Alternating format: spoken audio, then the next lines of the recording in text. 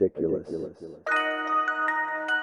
In 2045, an organization emerged from nowhere and exerted its influence on the governments of major economies in the world.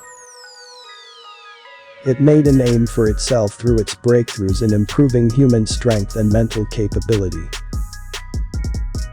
Within a few years, its presence was firmly established in most countries thanks to its scientific contributions benefiting humanity in many ways.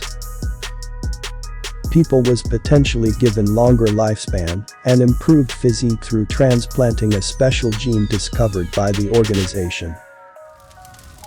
Not long after the world had celebrated its achievements, disaster struck. It turned out that the appearance of the organization was not a blessing. Things took a turn for worse when the organization declared to be an independent country and started an invasion over the rest of the world with their army of enhanced humans. Many governments quickly collapsed from within, while some countries surrendered in less than a month. In 2050, there was only one nation left in the world which was led by the organization. Chaos and violence ensuing from the changes in the power structure encompassed the rest of the world.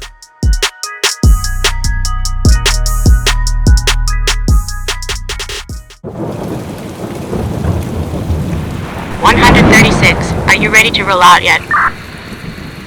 The suspect is currently on Interstate 71. 309 is coming over from the north end. You need to get ready. I-71, standby squad. He's almost at the checkpoint.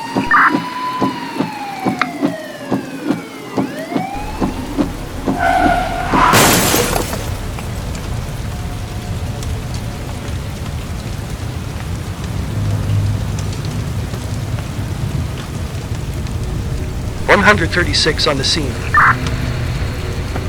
What's the situation there? Leviathan is gone. His accomplice fainted in the car. Please send an ambulance over. Roger that.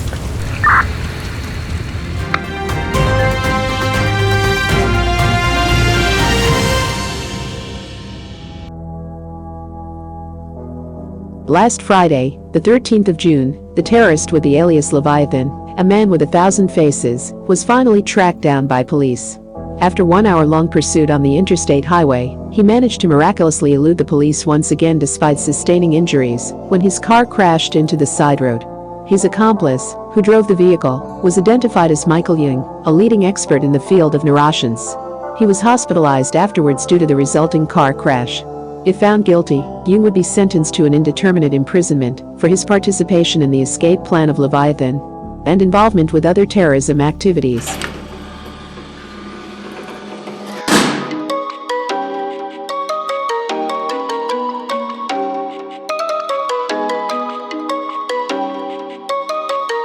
As a well-known neuroscientist, Jung worked for a large organization called Nagel Corporation. His current research involves improving human genes through activating the full capacity of human brains. The study was part of a project called R90. It is a highly confidential project sponsored by the government and performed by Nagel Corporation. In 2019, the world was hit with a devastating pandemic, but Jung was totally unaffected. He had holed up in his lab for a few years to carry out experiments on improving human brain power. He had few contacts with the outside world, except for a selected few in Nagel Corporation, and the company made sure no one would disturb him throughout the experiments. When he was almost done with the project, he was given a short vacation to visit his daughter. On his way home, he saw a man on the highway who asked for a ride to town. Jung soon discovered the man's identity, a terrorist on the run from the police. The vehicle crash made him lose part of his memory. After he gained consciousness, he was discharged from the hospital for the trial on his involvement with Leviathan's escape plan. He was then sentenced to years in prison for what he did not do. Oddly enough, all the evidence on the crash site was against him. There were many inexplicable events happening at the same time leading to Jung being framed and imprisoned. Also, a card with a strange symbol was found at the accident scene as it was left there on purpose. The only way for him to prove his innocence was to escape from the prison and seek the truth by himself.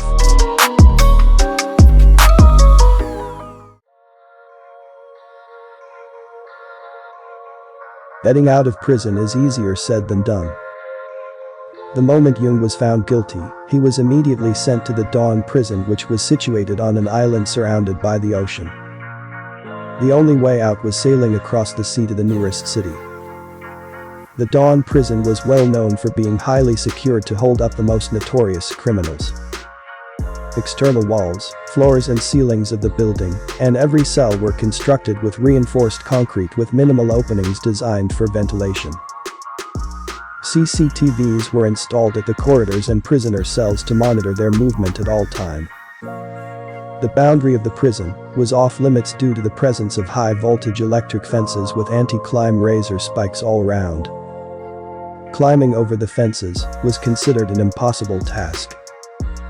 It was rumored that it was at first built to detain a single individual who was dangerous enough to have the whole prison designed and constructed with extreme security features just for him. No one had ever single-handedly succeeded in escaping from the Dawn prison, neither in the past nor in the future. But Jung would still attempt to escape, no matter how slim the chances of success were. What he needed was the coordination of a few inmates and the boat to get across the ocean. As Jung had lost contact with the outside world, he had to depend on the prisoners he had recently acquainted to carry out his plan, escaping from the inescapable prison. There were many inmates in this prison, with a few notable ones among them. These convicts were the targets that Jung needed to befriend with to make a deal with them.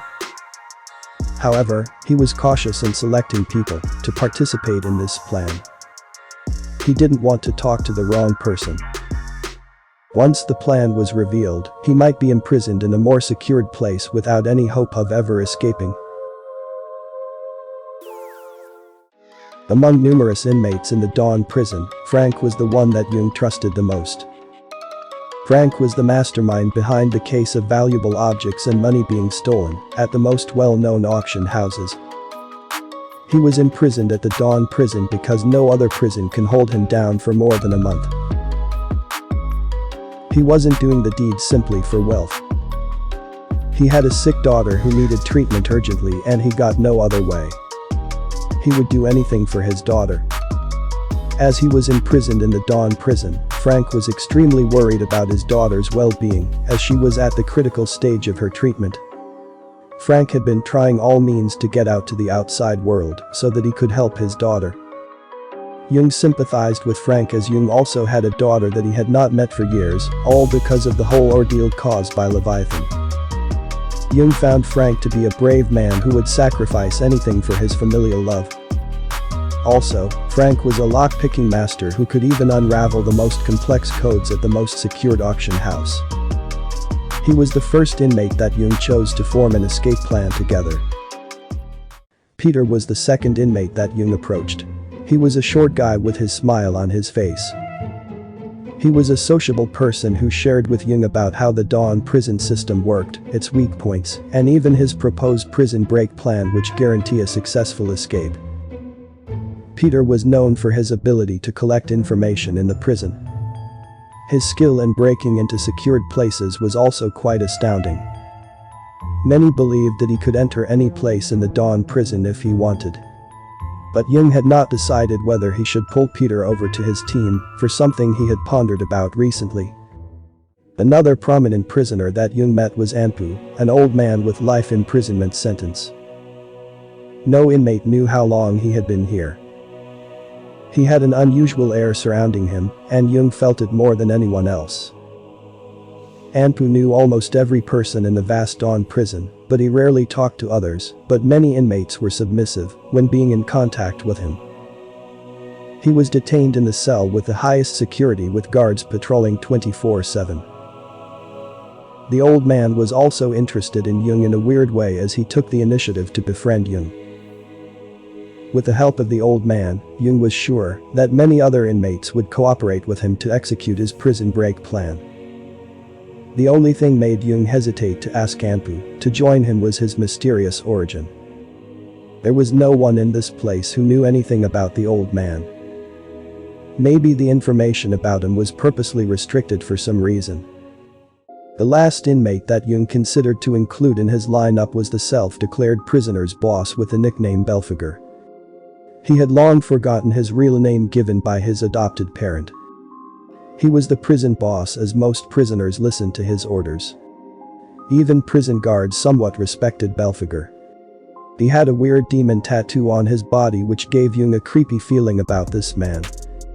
Like the old man, Belphegor was a charismatic leader who could rally people in a matter of hours to fight for his cause. However, Belphegor was notorious for his cruelty which went against Jung's principles. Hence, he was the last person Jung wanted to cooperate with in the prison. Jung would only make a deal with him if there was no other choice. To continue with the story, please choose a path for Jung to take by selecting a card on the screen.